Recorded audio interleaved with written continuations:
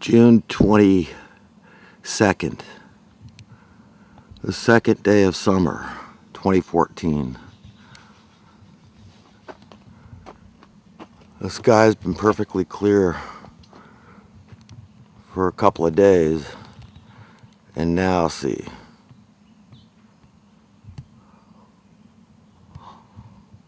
It's right above my head here.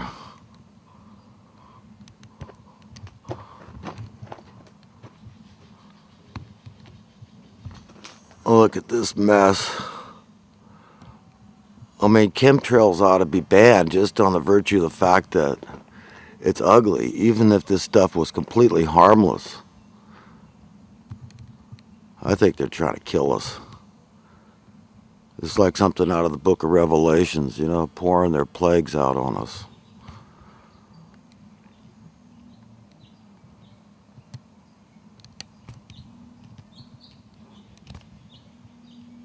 It looks like different compounds too. You see how close they are, but how they're spreading differently.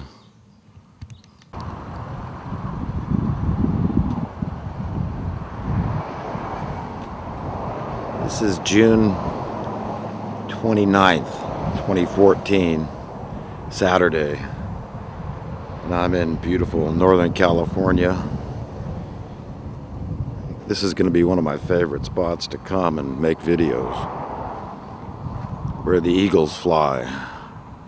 It doesn't look like there's any out and about today, but you can see this tremendous valley. It's kind of a canyon that goes on and on. As I look to the west, see that mountain range over there. Got to go over that before you get to the coast. About 100 miles as a crow flies, probably.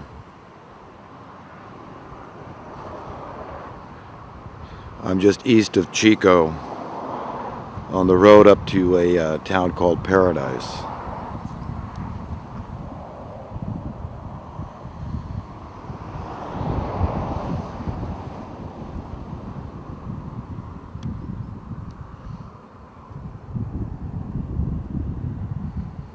Few houses down here. It's got to be at least 1,000 feet down from where I stand.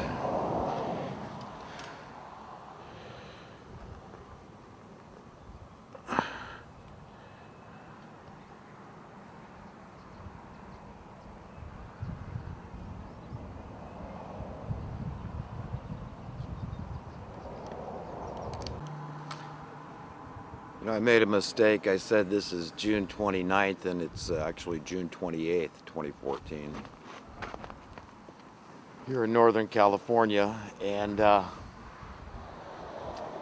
you know, today I think I'd like to start by talking about the mainstream media and some of the rather, what I consider very serious issues with the misinformation, the disinformation, the outright propaganda, the propaganda by omission. And recently I saw a news piece on housing, and how when housing prices are dropping, this is a bad thing for the economy. And you know, it really makes me wonder, because you know, I don't know how these people get away with this kind of thing. And it comes out of the president himself. You know, these people try to get you to believe what is absolutely absurd and ridiculous, but stand there straight-faced and tell you this stuff like it has meaning, like it's true, like it's relevant, like it makes sense. You know, like it's the right thing to tell the public and try to, you know, teach the public that high housing costs are a good thing. Now, let me ask you, are high food costs a good thing? High water costs, high energy costs, okay? Are these good things? And the answer would be no, no, no. You want a low cost for basic, essential human needs, those things that none of us can get away from. And the same holds true for shelter. Shelter is a basic, essential human need, and that's a matter of fact, and it's inarguable. So, how these politicians and these establishmentarian newscasters get away with this is beyond me. And, it's like this. If you are a newscaster, mainstream media, and you are dissatisfied with your Ford automobile or your Chevy automobile or your government, you are not free to express what you are feeling, pointing out why you're dissatisfied with your Ford or your Chevy or your government. Because why? Because you may offend your sponsors, and your sponsors are the ones that essentially write your check. They pay your boss, and your boss in turn pays you. And you know these things as a mainstream media newscaster. And you know to tread very lightly, be very careful about what you say about your Ford or your Chevy or your government. And the government does, depending on how you define government, does sponsor the mainstream media. And let me give you just one example. How about during elections, the campaigning, the campaign ads? I mean, these people are spending whatever they want to spend on these campaigns.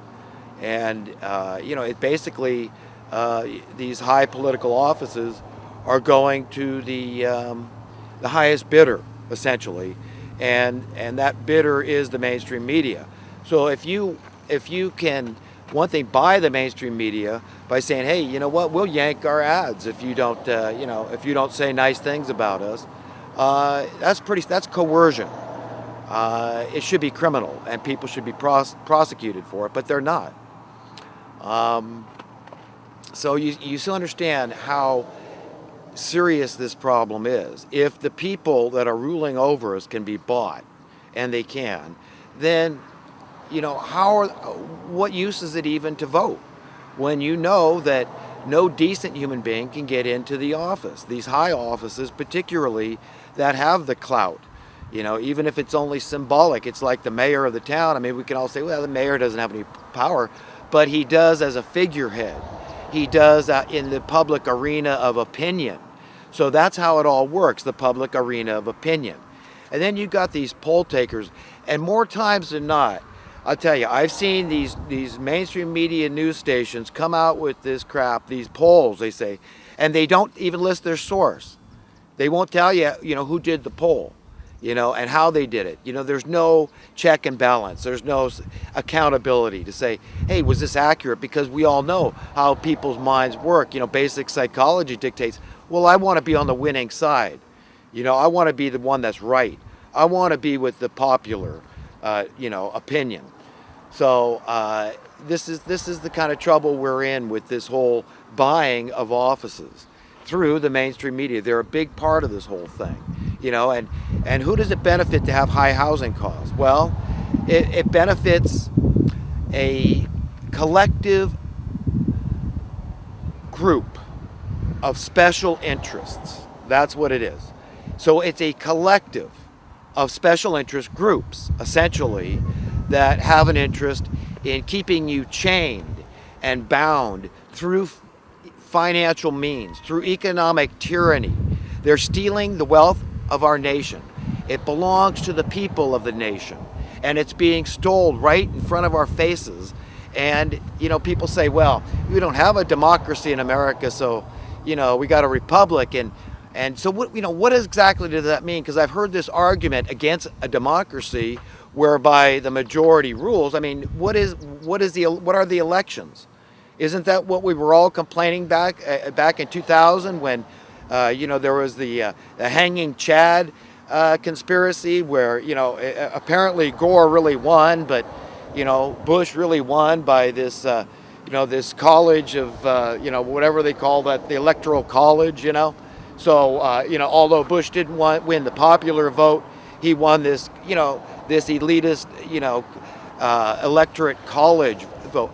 So, make sense out of this. And then we know about these electronic voting machines that can just, people can rig and hack and do whatever they want. I mean, it's absurd. We don't have any semblance of law and order and justice in America. The man of lawlessness, like Scripture describes, has been exposed.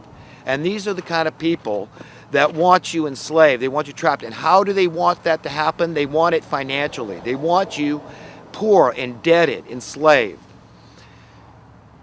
Now, this is something people got to wake up to. You really got to wake up to their method of operation. And for all intents and purposes, this really is these people, this New World Order globalist cabal working with Satan or the spirit thereof. It really doesn't matter. But these are not nice people. They're bad people. They want to depopulate the earth. They have no compassion. They have no empathy. They don't care about human beings. And they don't need us anymore. Sure, there's a few establishmentarians that really believe that, no, they need consumers. They want to sell their product and make profits. They don't need that anymore. They have price fixing now because there's no semblance in reality with the price of housing. There's more excess vacant housing in America than ever before in history.